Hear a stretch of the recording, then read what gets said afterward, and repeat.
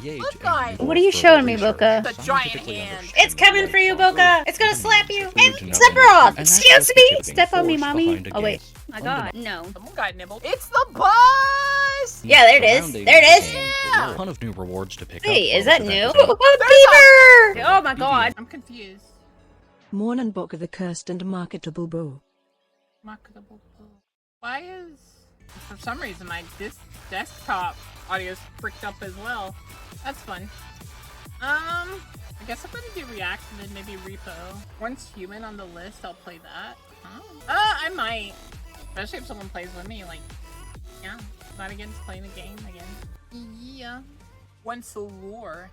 Once human lore. Yeah, sure. We'll watch it. Everberon.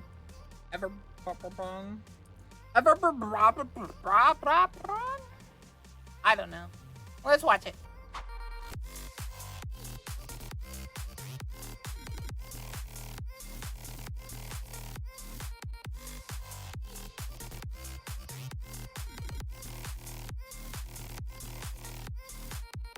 Lamau, how did you manage that? I didn't do crap. All I'm saying is whoever decided audio needs to be flipped around every Microsoft update, I personally want to talk to you.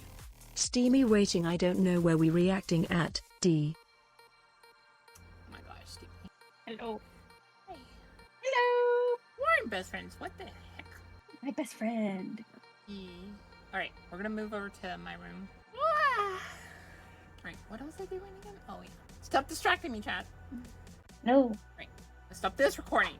Delete those recordings. We're not. We can do all this stuff. Where are we going? We talk about lore. Hi, Steamy. Hi. We're gonna watch the lore. Yeah, I don't hear anything. Oh, wait. It's good. Yes, I know. I see this. Look, I just woke up. I fell asleep on my, beanbag chair. Starting stream. Oh. That was fun. Well, at least it wasn't I late, had a though. sugar crash.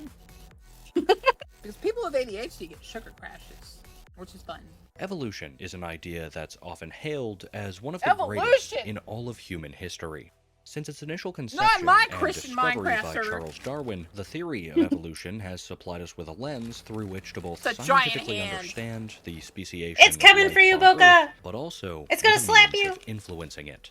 Indeed, as humans, we occupy a unique position Not mine, in the natural the one world. in the sky. We are capable not only of understanding, but also applying the principles of evolutionary theory in ways that allow us to manipulate the course of life itself. The question, then, of what comes next for a species such as our own has fascinated scholars, writers, and scientists for centuries. What would a more advanced form of humanity look like? What might they be capable of, and how is it that they would come to be? Wait, I think my mic keeps cutting out. These are the questions at the heart of the game Once Human, a title which many of you may be familiar with. One of the things I love about Once Human is the aesthetic of, like... Could he talk? Huh? Could he talk, like, any less melodramatic? Like, he's so, like, robot. Oh, his tonal shift? Yeah. Yeah, it is a little...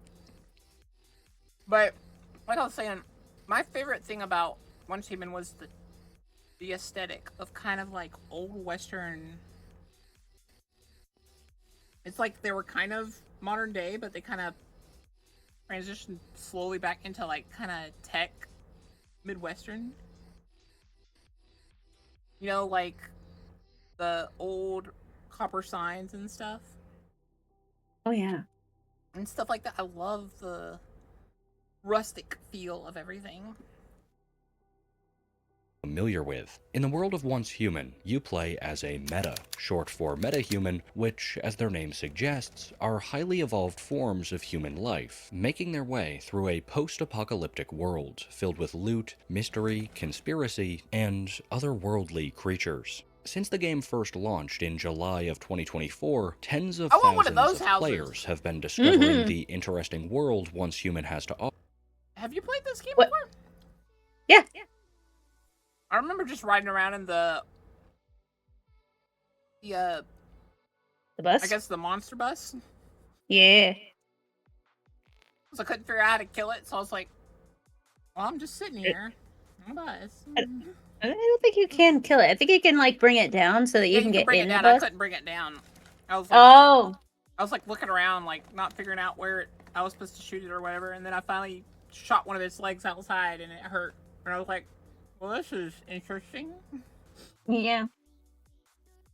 Offer, but at the same time, there's been surprisingly little discussion surrounding the game's lore. Although this is a title that can be enjoyed without overly paying attention to the narrative, story and world building are very much the driving force behind a game like Once Human. And so that's why, with the release of the game's newest scenario, Way of Winter, the one before I wanted to make a video about just that, and finally start looking for myself into what this world had to offer. However, it wasn't long after I'd first begun to entertain this idea that Once Human themselves reached out to me directly, and when I pitched this video to them, they agreed to not only to sponsor it, but also to allow me access to hundreds of materials, including footage, promotional artwork, and more, to help me better understand and convey the lore of this game to all of you. I'll admit, having that material at my disposal really did help this video come into being, and without the added help, I'm not entirely sure it would have been possible to make in the first place. So, whether you're a new player, or someone who's returning to the game with this major update, I hope this video can provide you with a good understanding of the full lore of Once Human so far. Palace is on fire. But before that, we need to establish some groundwork. Once Human is a game that mixes... I skipped the first 30 seconds, you skipped the first 30 seconds! Action, gunplay, a vast open world, and bizarre mutant-like enemies with some of the conventions of a contemporary MMO in order to create an experience as compelling as it is, well, crazy. Whether you're playing alone or in a group with friends, Once Human has a vast world to explore, filled with insane, horror-themed enemies, thrilling quests, and of course, an exciting campaign. The game also boasts regular content updates, the most recent of which just dropped on January 16th. This update brings the new Lunar Oracle event, in which a blood moon may arise at midnight, which causes players to lose sanity over time. But in an interesting twist, the lower your sanity, the more XP, rewards, and materials you'll receive from gathering, mining, and slaying monsters. There's a ton of new rewards to pick up. Hey, is that new? I don't remember Blood Moon. That's new. Okay. I might have to play this. I might have to download this again. Boka, we should play! It does says Hungry Dragon. I do love that they have Japanese-themed dishes that you can unlock. Oh, I spent so much money in this game. Ugh. And chat wouldn't buy me one Ghost Rider jacket. Rude. Rude, chat. Rude. Maybe we play this. It looks neat. Yeah, I'm looking at it going on, again. Including some new deviations, and at long last, Once Human has also finally added the option to further customize your characters by switching their gender whenever and wherever you want. And that's just the tip of the iceberg. There's a lot more wild content to You'll never know who the real girl is now. Uncover throughout this game. And Once Human even has a mobile launch planned sometime in April, so now's a great time to check it out if you haven't already. If all of that sounds neat to you, and you haven't given Once Human a try, I'll have an affiliate link down below in the description so that you can get yourself started. Either way though, one more big thanks to Once Human for partnering with the channel to bring you this video today, and with that, let's get into what you came here for, the lore.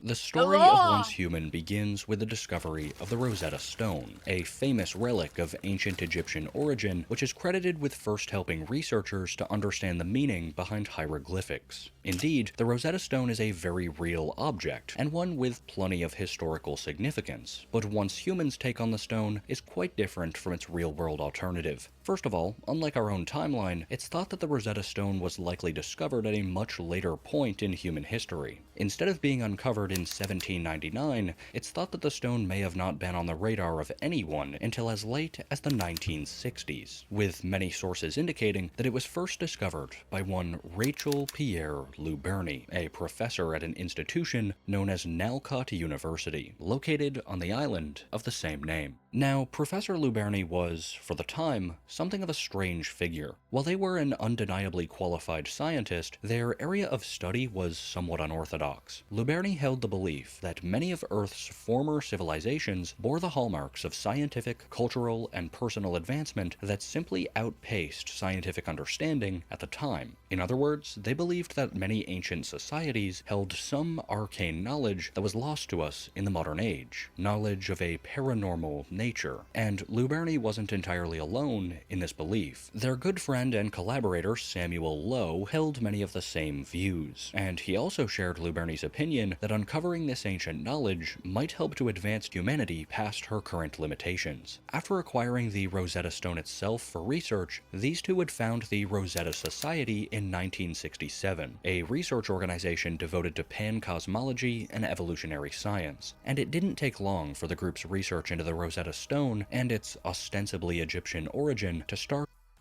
Egyptians. Jesus. Egyptians. All I'm saying is, where are the mummies? Bearing fruit, for it was soon discovered that the stone itself was indeed made, at least in part, using a material that would come to be known as stardust. A mummy? The presence of stardust is a recurring theme in once human lore, and as a concept, mummy! it dates back further than the dawn of Rosetta itself. It's thought that stardust had been appearing on Earth pretty much as long as Earth itself had existed, but it was where this substance came from that made it Look special. how pretty it is. Rosetta would soon discover that stardust was not of this world at all, but instead that it was a material of extraplanar origin, meaning that it had first arrived on Earth from another dimension, confirming Luberny's theory Look and how, like, instantly stinky it is. legitimizing the research of the entire Rosetta organization. Obviously, the implications of such a discovery were massive, not only for Rosetta themselves, but the entire world. Is that lady It was naked? clear that the Is she situation naked? demanded more study, and so it seems there was a rather She might be hasty naked. initiative to extract a portion of the material from the stone Naked itself lady! for What are you further showing me, research. Boka? I don't But know. in the process, I have Rosetta was about to questions. become aware of just how little they actually understood about the dimensions beyond our own. To understand what happened next, it's essential to have some bunny! I want the bunny. Oh, those are the helper Anomalies. thingies. The anomalies. Yeah, that's it. concept of what stardust is and where it originates from. By its very There was a freaking French nutcracker. I'm mad. nature, the dimension I got from so which far in that stardust game, I never hails saw is a French ill-understood, nutcracker. and in many ways seems illogical to the human mind. But what we know What's he coming through the concretely is billboard? that this What? parallel universe is host to its own forms of advertising life, known itself. collectively as deviations. On Earth, Oh, deviations can take deviants, many Oh, beaver! Felt bear? It's a beaver. Where's the tail? Look. No, but look at his teeth. Like you can, okay, hit play for a forms, second. but Yeah, it's see his teeth? See his teeth? It's a beaver. Why are you doubling up? Why am I doubling up? I shouldn't be. Say something? Something dark side. Oh, it's because it's freaking... Oh, It's doing the thing I told it not to do. oh, it's bad. It's... monitoring and outputting. I don't know why. Okay, there we go. Yay. You guys can hear her, right? Like I didn't just mute her? A few moments later. That's what I don't understand. They say that's muted too, and that I didn't touch anything there. But there's nothing muted. It says I hear them. Yeah, like I don't have those separated per se. Say something. Something. Do you hear that? We hear Steamy. their bodies to morph and mutate in odd, unforeseen ways. You hear that? The video is like... What's annoying here? And TTS, so what was that you just did? I literally switched the scene. This scene should be the exact same. It's like I literally copied and pasted stuff. I'm so Weird. pissed off about the desktop not seeming to work correctly. Say something. Hello. That's pissing me off. Yeah. Yeah. I don't want to fix it. I don't want to touch it. I don't want to do crap to it. Because it doesn't make any sense how this could be messed up. I didn't touch anything.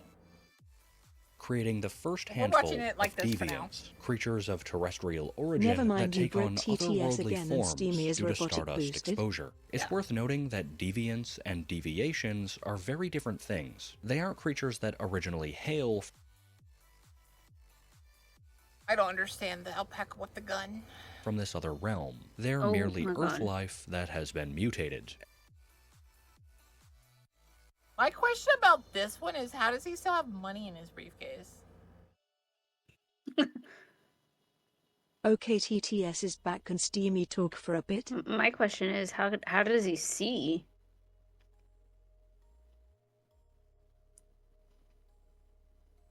Maybe his eyes are inside his mouth? Those are Oh, they are! You can kind of see them! You can kind of see them! Steamy, loud and clear. I know that! I want to think about it And right now. until this point, nothing like this had Weird bulbous worm. never been seen before. In the wake of the outbreak, Rosetta's members were Floating ghost robot again?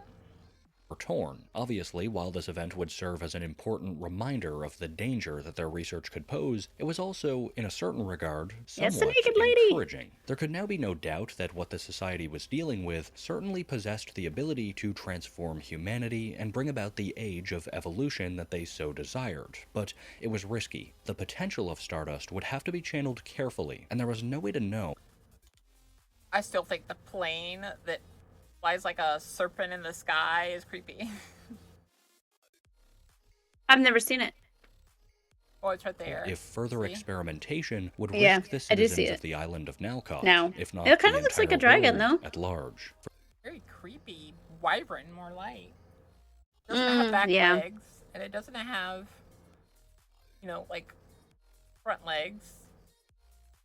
For their leader, Professor Luberni, it would be a difficult position to be in, but it would be Samuel Lowe that would eventually convince them of their path forward. Rosetta needed to double down. The magnitude of their discoveries were immense, and it was decided that they simply could not afford to let this opportunity pass them by. So shortly hereafter, the Rosetta Society would undergo restructuring, and a new organization, the Rosetta Technology Group, was born. Publicly, Rosetta Technology was not radically dissimilar to the Rosetta Society they superseded, but while the group's core motivations and philosophy would remain the same, their image would change. Now, Rosetta was a for-profit company, equipped with vast amounts of capital and a plethora of technologically advanced facilities all across Nalcott that would mirror this identity. Their paranormal operations Why are we getting a would bring cross-shot? advancements to the technology sector, which in turn would help to galvanize further research. Many of these clandestine undertakings were never known to the public, but foremost among them was the so-called Silver Key experiment, which was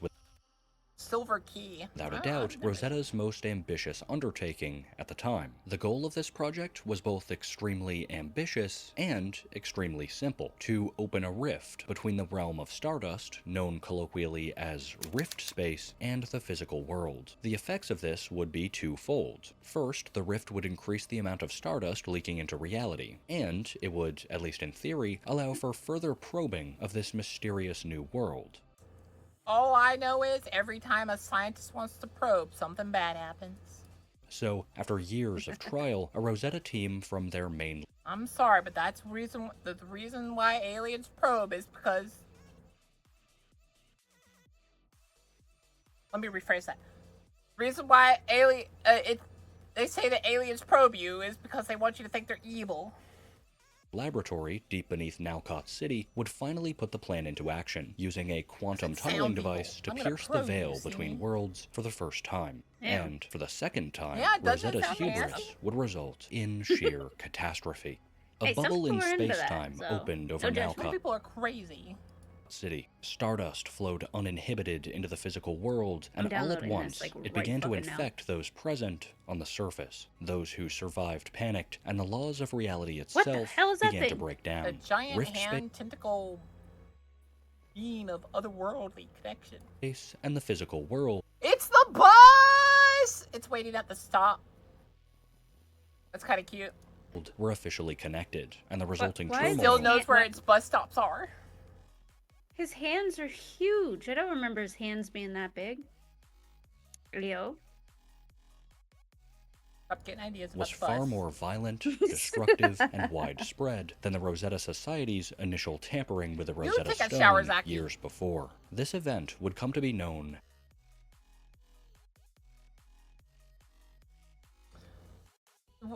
when I look at the moss like this, it looks like someone painted it on. I'm not gonna lie.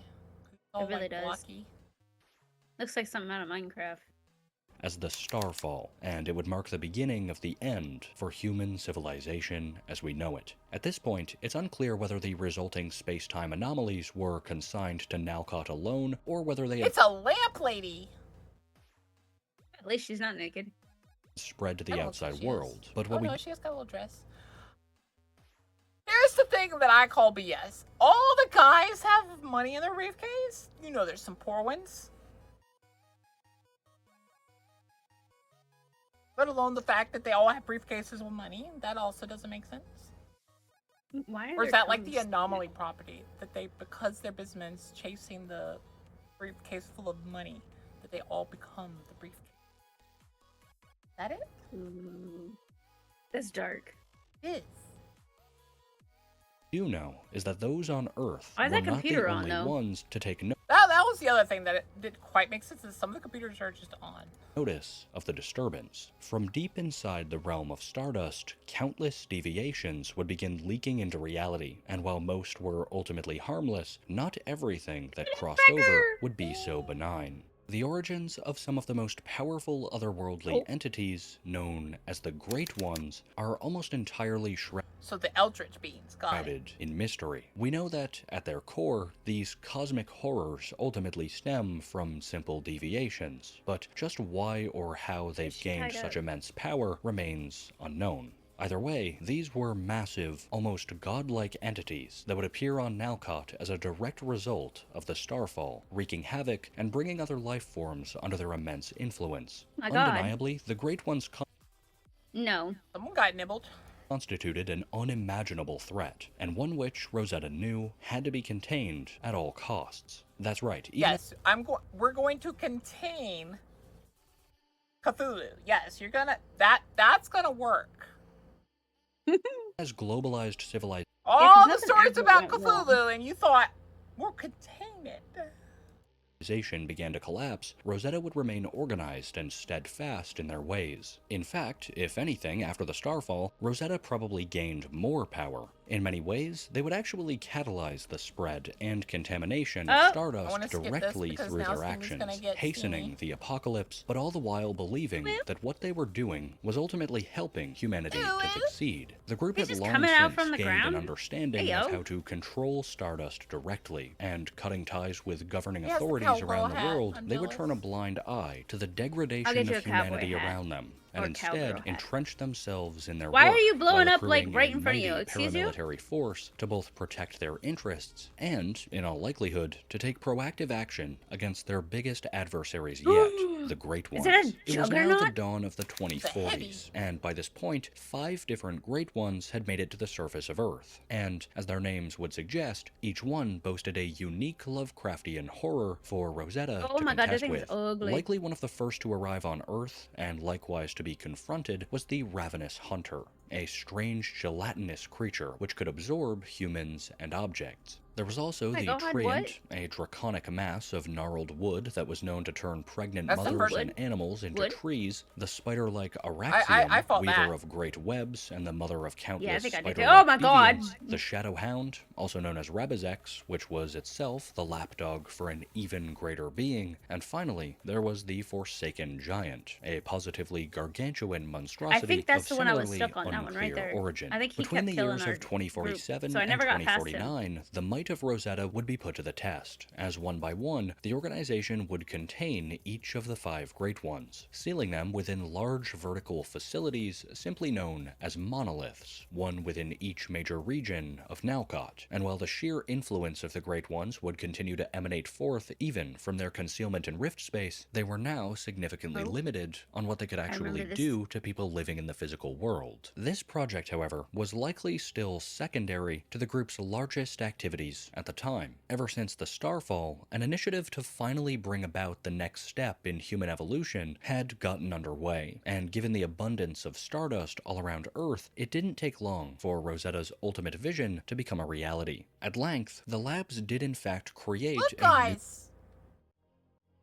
new form of human life, the magnum opus of Rosetta's work, dubbed metahumans. And while they were almost identical to everyday people, metas would possess enhanced physical abilities and the miraculous power to directly influence stardust. The creation of the first metahumans was, as you might imagine, precisely the big break that Rosetta was hoping for. They had finally done what they set out to do in the first place, create an offshoot of humanity that furthered the cycle of evolution. You tell me they weren't trying to put Boka in the game. In their minds, the apocalypse they had created had all been worth it. But even among these highly evolved specimens, here's my question.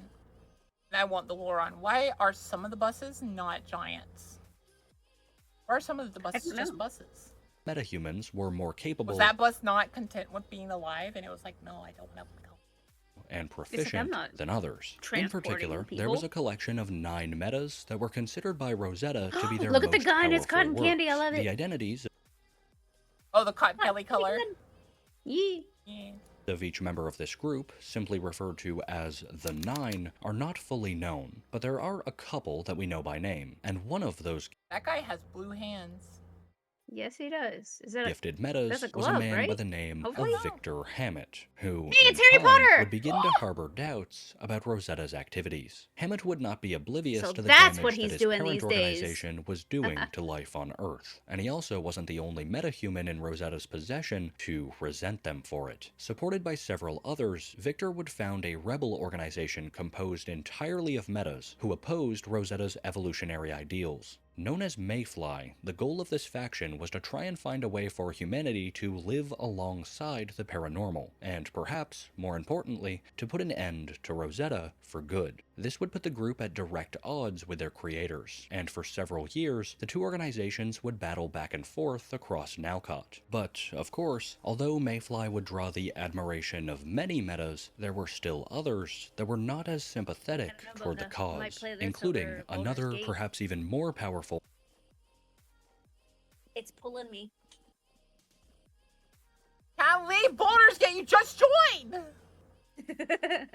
member of the 9, Mary Ames. Perhaps unlike many fuck of the that others, bitch. it was by no I never even got to meet her. means happenstance that Mary became a member of the 9, as elaborated on by her personal file, quote, Mary Ames, designated LD-081, was formed in May redacted 11. She was personally selected and cultivated by Marcus Ames, the head of the Gene Research Department and senior director. Using Stardust and test tube baby techniques, they created a clone with surpassing abilities.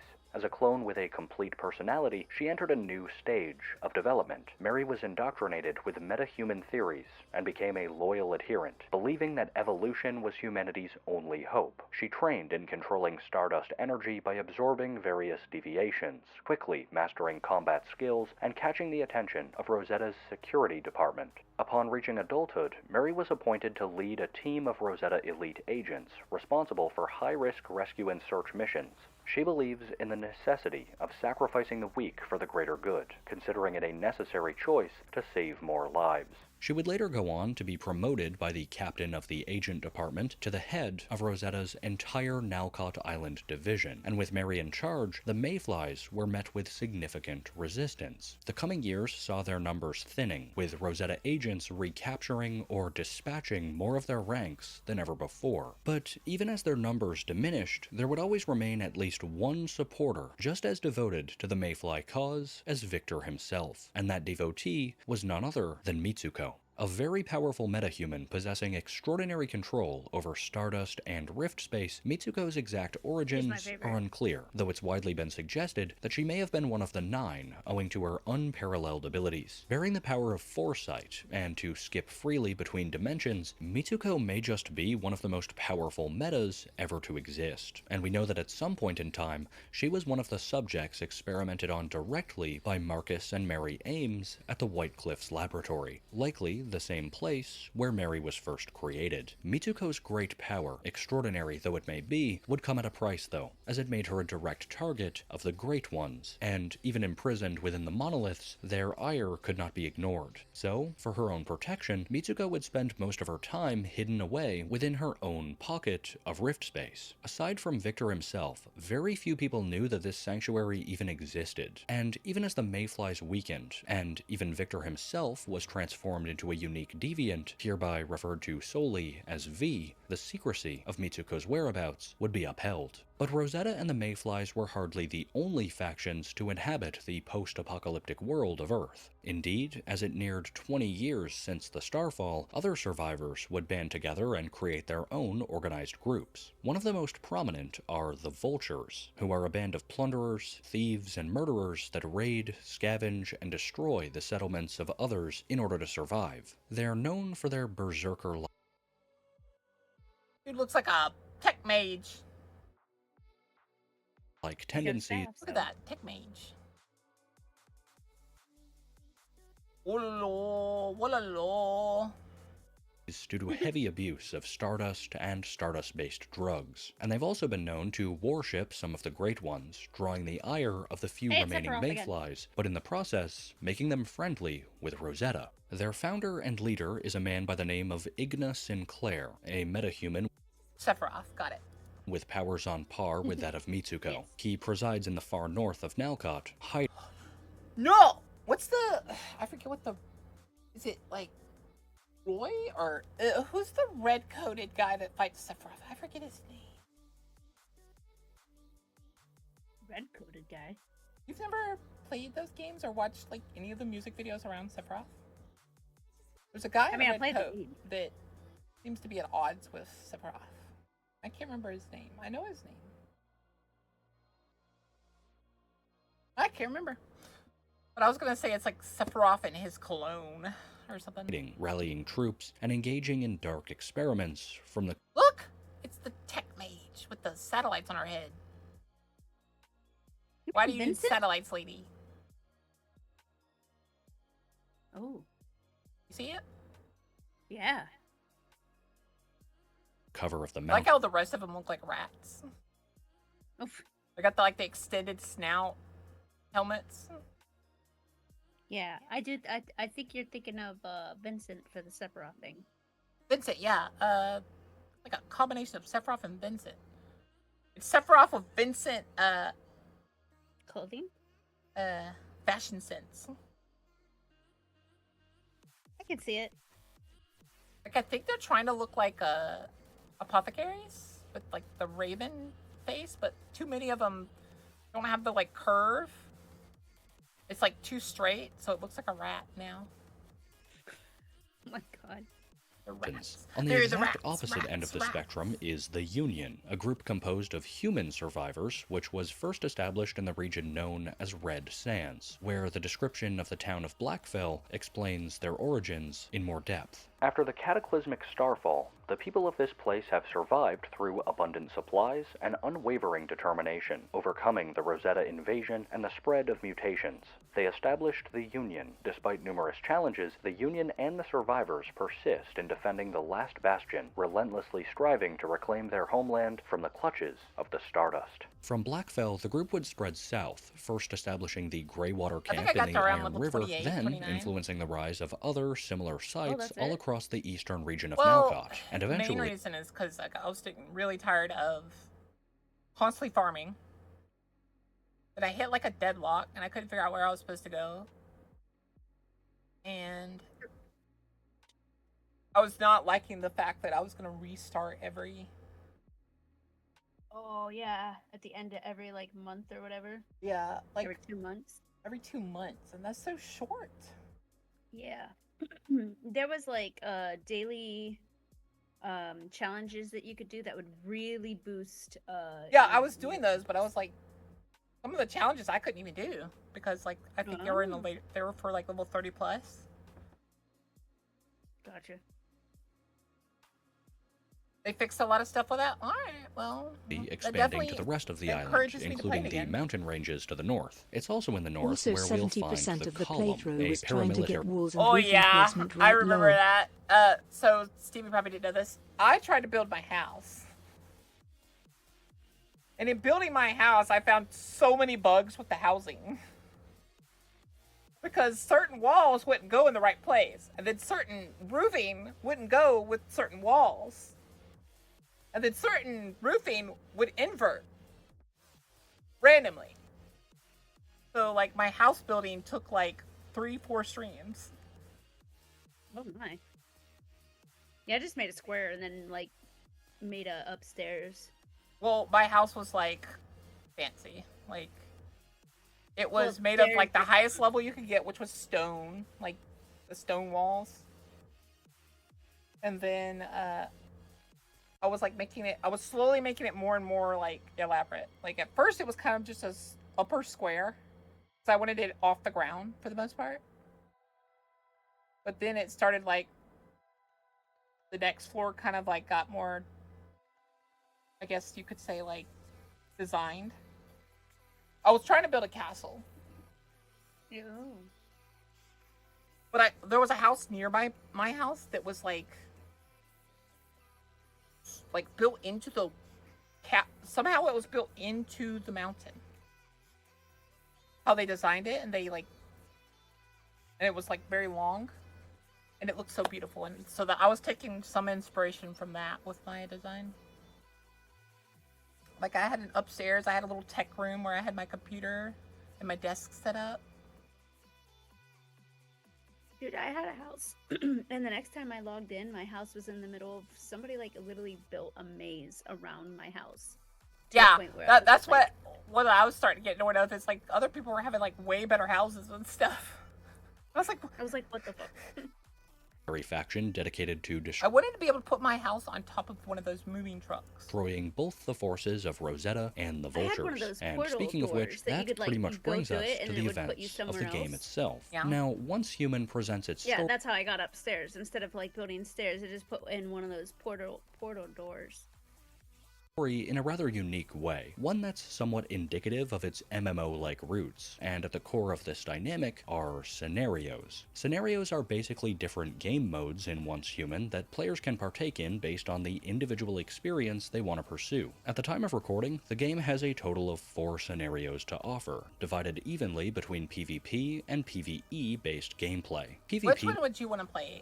Do we do the PvE one, or do we do the PvP? PvE. Yeah, that's what I was thinking. I can't stand the fact that like somebody like way higher level than me would just decimate me. Yeah, I never liked that aspect. Modes primarily offer a challenge for those who want to gather up a squad and dominate regions of the map, but the majority of the lore is derived from the PvE side of things. These scenarios can be thought of like MMO expansions, which often abide by a set content release schedule that progresses over the course of the season. But what makes this setup cool from a storytelling perspective is that once a scenario ends, you can always play it again from the beginning. So the original release calendar is preserved. Well, that's what I think that's probably one of the changes they did to try to fix the whole restarting thing, is you can always like start again on that same one with all your stuff. Like research, you just have to get back to that level to build it. Huh. Tact for future playthroughs. Either way, to play all of Once Human's story events in order, one would need to begin with the Manibus scenario, where you, a metahuman, is awakened from your stasis inside one of the monoliths by Mayfly. After awakening, you'll quickly locate a cradle, an invention that allows metahumans to synchronize with deviations, and you'll meet with V, who will accompany you throughout the game. He'll take us to meet Mitsuko within her isolated pocket of rift space, where she'll urge us to travel to the physical world, and together with with V, work to take out all of the Great Ones to hopefully help secure Nalcott and allow Mitsuko herself to return there. Along the way, you'll meet with Mary, Samuel Lowe, and a bunch of other characters as we invade each monolith and challenge the Great One inside. While I won't spoil the entire campaign, it's worth noting that this scenario draws its name from the Manibus, a powerful anomaly that's summoned during the narrative and appears in the skies across Nalcott during the latter phases of the scenario itself. Near the that Manibus part. is without a doubt the biggest and baddest challenge that players are bound to face. Often interpreted to be on a level above even the Great Ones, it is this being which the Shadowhound and others are ultimately loyal to, a fact which is reflected throughout its later encounters. More specifically, the full extent of the Manibus's power can be seen during the world events known as Prime Wars, which, starting in the second phase of the scenario, have players from all across Nalcott engaging in challenging PvE combat versus legions of deviants, resurrected versions of the Great Ones, and even the Manibus itself. Bringing an end to this terror will demand the full might of many legions of metas from across Nalcott, but once the deed is done, you'll be awarded handsomely, and Nalcott will finally be safe. At least for now. For our story isn't quite done yet. I've talked a bit about the other PvE scenario, Way of Winter, a little bit throughout this video, but this brand new addition to the game, which launched in late 2024, serves to continue the existing story, and in many ways functions as a direct sequel to the Manibus scenario itself. In it, we learn that although the Manibus has been defeated, Mitsuko's return to the physical world is still being inhibited by other factors, paramount among them being the Vulture's leader, Ignis Sinclair, who threatens to invade Mitsuko's sanctuary in person unless you and V contest him in the mountains of northern Nalcott. It's an obvious trap, but ensuring Mitsuko's complete protection is a top priority, so you take the bait and head to the frozen north, allying yourself with the Column in order to fight against both the Vultures and Rosetta in a war on 3 fronts. The rest of the scenario will see players exploring this frozen zone, rife with new monsters and mechanics such as the Thermal Tower, a buildable structure fueled by a radioactive substance known as Chaosium, which also plays an important part in the tale that unfolds over this 4-phase campaign. What can we call this new mineral that probably can explode and stuff? It can't be radium or anything. Those are just so like old news. Chaosium? That's silly. What is this? Like Sonic meets? Yeah.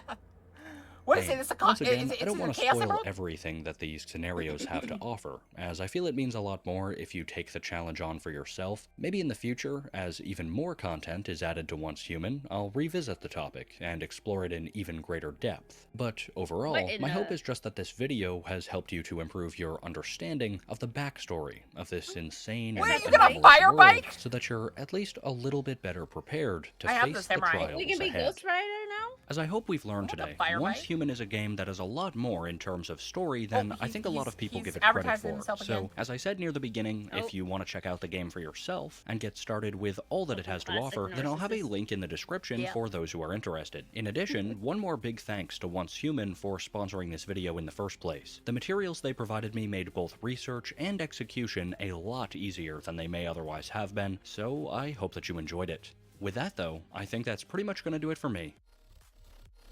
Well, what I gathered from this is Cthulhu trying to get into the real world. Right. And it's all because of... What are their names again? Rosetta? Yeah, Rosetta.